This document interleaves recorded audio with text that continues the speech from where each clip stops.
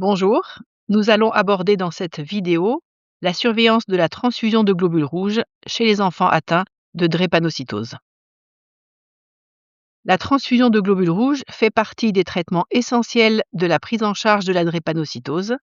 Elle peut être indiquée en situation aiguë urgente, d'où la nécessité de disposer d'un bilan immunohématologique initial, c'est-à-dire dès le début de la prise en charge dans un nouvel établissement de santé, et ce pour anticiper les situations à risque. D'où la nécessité également d'informer le biologiste de la transfusion du diagnostic de drépanocytose, car ce diagnostic implique des précautions supplémentaires, à savoir, en plus du phénotype sanguin ABO, Rhesus, KEL et des RAI pour tout patient, spécifiquement pour le patient atteint de drépanocytose, le phénotype étendu, c'est-à-dire FYAB, JK-AB, MNS, parfois le recours à la biologie moléculaire en cas de difficultés techniques de phénotypage due à une transfusion récente, l'analyse moléculaire du système RH pour le dépistage des antigènes partiels et de certains phénotypes rares. Juste avant la transfusion, le biologiste ajoutera une épreuve directe de compatibilité, même si la RAI est négative. Cette épreuve assure une sécurité supplémentaire vis-à-vis d'un anticorps non détecté à la RAI, notamment des anticorps dirigés contre des antigènes privés. En cas d'alloimmunisation dans les systèmes DUFI, JK, MNS, et dans la mesure du possible, en plus du respect de l'anticorps détecté, il est recommandé de respecter l'ensemble du phénotype étendu. La recherche d'alloimmunisation antérieure et de tout autre antécédent transfusionnel est une étape incontournable de la prise en charge. Cela implique qu'avant toute transfusion, vous interrogiez la famille sur les lieux de prise en charge antérieurs et que vous recherchiez à l'interrogatoire des situations de transfusion inefficaces, c'est-à-dire d'urine très foncée ou de CVO après une transfusion. Cela implique également que vous informiez le biologiste du dépôt de sang des suivis antérieurs et précisiez les lieux de prise en charge antérieurs. C'est lui qui pourra interroger le fichier receveur des établissements de transfusion sanguine des régions dans lesquelles le patient a été suivi. En situation de sang rare ou de situation transfusionnelle complexe, il vous faudra anticiper les transfusions du fait de la nécessité de recours à des CGR congelés à la Banque nationale de sang rare, ce qui implique un délai pour la mise à disposition des globules rouges, des ressources parfois très limitées. En situation de sang rare, nous recommandons que vous en discutiez en RCP situation transfusionnelle complexe et que vous pensiez aux alternatives thérapeutiques, à savoir l'hydroxyurée et la greffe de cellules souches hématopoïétiques. Avant toute transfusion, vous devez impérativement vérifier si le patient a reçu une transfusion récente. Tout symptôme anormal, dès lors qu'il survient dans le mois qui suit une transfusion, doit faire évoquer le diagnostic d'hémolyse post-transfusionnelle retardée et éviter la transfusion. Donc je vous renvoie à la vidéo spécifique sur l'hémolyse post-transfusionnelle retardée que je vais nommer HPTR pour les symptômes à connaître. Avant de transfuser, il vous faut réfléchir aux modalités de la transfusion qui sont liées à l'indication transfusionnelle. Tout d'abord, il y a les indications transfusionnelles en situation d'anémie aiguë. C'est alors la transfusion simple que vous allez prescrire, l'objectif étant d'augmenter le transport d'oxygène, d'améliorer l'anémie et de corriger l'hypovolémie. La séquestration splénique aiguë, l'érythroblastopénie lors de la primo-infection par le parvovirus B19, elle peut être rencontrée aussi au moment d'autres infections virales, notamment la grippe, le Covid. Les infections sévères, mais aussi la toxicité de l'hydroxyurée, notamment en cas de carence en fer surajouté, sont des situations d'anémie aiguë souvent rencontrées. À titre indicatif, la transfusion simple se discute dès lors que le taux d'hémoglobine est en dessous de 6 grammes par décilitre. La transfusion vise à sortir du risque vital et le volume transfusionnel doit être compris entre 10 et 15 ml par kilo max. Il ne faut pas chercher à atteindre le taux d'hémoglobine habituel du patient du fait du risque d'hyperviscosité, soit lors du relargage des globules rouges séquestrés dans la rate, soit lors de la crise réticulocytaire après l'infection par le parvovirus. Dans tous les cas, vous ne devez pas dépasser 9 grammes par décilitre en post-transfusionnel. Dans les situations de STA et de CVO graves, une anémie aiguë par hyperhémolyse peut s'observer. Dans ce cas, la transfusion simple peut être envisagée, mais uniquement si le taux d'hémoglobine est inférieur à 8 grammes par décilitre. Il faut alors être prudent et limiter le volume transfusionnel à 10 ml par kilo, ceci pour ne pas majorer la viscosité.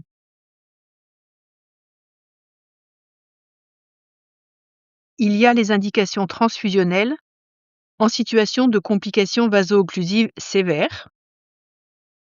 Dans ce cas, c'est l'échange transfusionnel qui doit être envisagé car il permet de mieux contrôler la viscosité, il est donc plus sécuritaire. L'objectif est d'abaisser le taux d'hémoglobine S en dessous de 30% et de viser un hématocrite autour de 30% en fin d'échange pour éviter l'hyperviscosité. Ce graphe montre l'hyperviscosité du sang contenant des globules rouges drépanocytaires SS, c'est la courbe en bleu, en comparaison avec des globules rouges AA.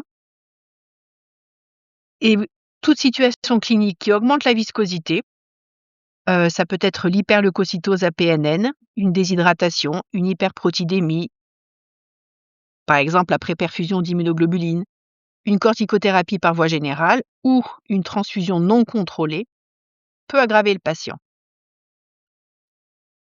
Les autres indications d'échange transfusionnel en situation aiguë selon le PNDS 2024 sont l'accident vasculaire cérébral, le priapisme résistant, la cholestase intrahépatique sévère, la défaillance viscérale et la préparation à la chirurgie.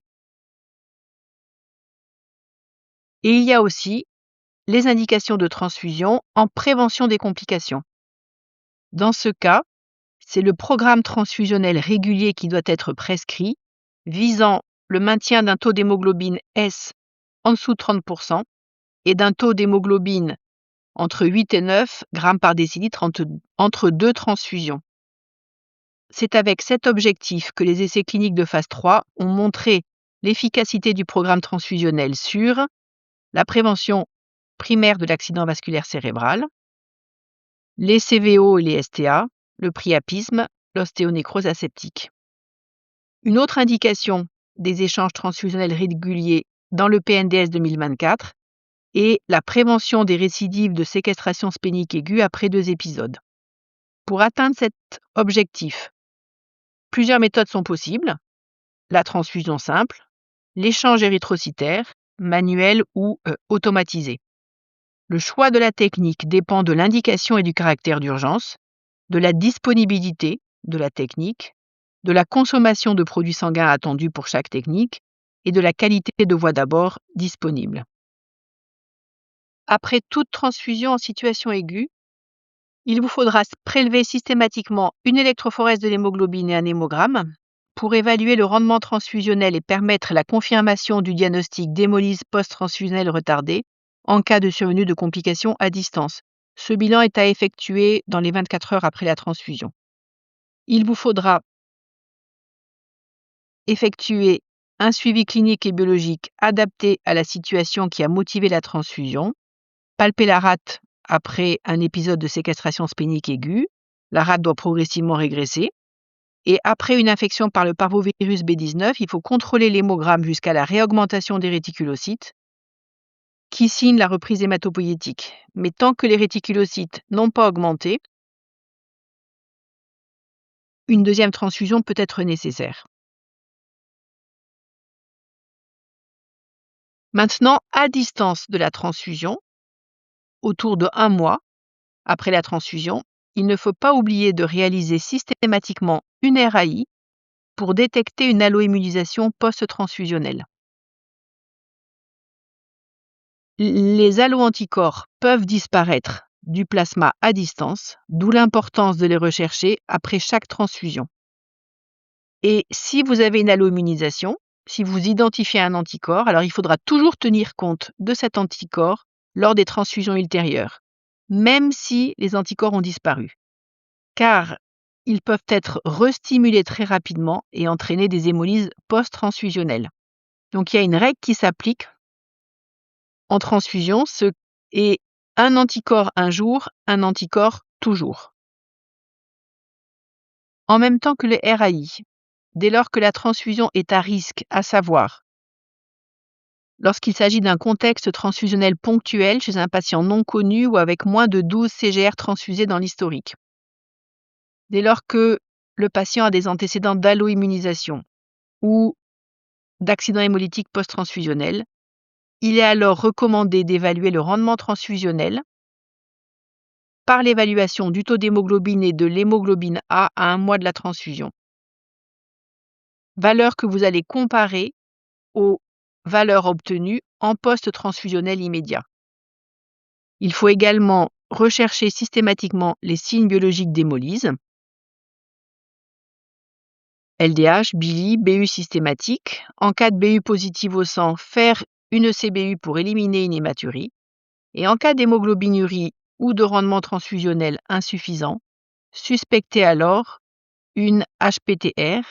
Et là, je vous renvoie à la vidéo conduite à tenir devant un accident hémolytique post-transfusionnel. Dans le cas de patients en programme transfusionnel régulier, la surveillance de la ferritinémie pour évaluer la surcharge martiale est recommandée dans le cadre du bilan pré-transfusionnel, sans oublier la mesure de la concentration hépatique en fer par IRM hépatique dès lors que le programme transfusionnel est poursuivi au-delà de 18 mois. Le rendement transfusionnel entre deux transfusions programmées. Je parle donc de l'hémoglobine A et de l'hémoglobine post-transfusionnelle à comparer avec l'hémoglobine et l'hémoglobine A pré-transfusionnelle de la transfusion suivante. Ce rendement n'est pas systématique, mais il doit être évalué dès lors que le programme transfusionnel devient moins efficace au plan biologique. Par exemple, un taux d'hémoglobine ou d'hémoglobine A anormalement bas en pré-transfusionnel, dès lors que le programme transfusionnel est moins efficace au plan clinique, et dès lors que vous constatez l'apparition d'un nouvel anticorps, d'allo ou d'auto-immunisation. Le rendement transfusionnel s'apprécie plus justement avec le nomogramme proposé par Mekonso Desap. Et je vous montre un exemple de cet hémogramme ici.